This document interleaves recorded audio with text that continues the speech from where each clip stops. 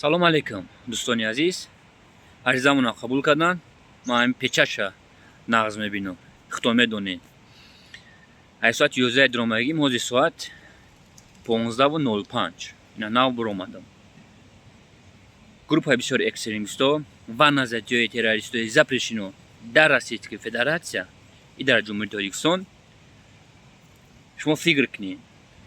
من طلب کردم هستم که ایدینا تو حاضره کسی چانسی میگیره که باید پیش قانون را جواب بده. حسینک یا باریگاه میگم در حیات مرچه شما میدونین که ایساق فیوب تاخیر میروه. کسی که شما را درجه زنگ میزنه درجه اشتانی کار کردیسن و باید پشت پنجره جوشون باید باشه. زنده باشین دوستان عزیز. نصیب باشد روزی یکشنبه افیر دهیم.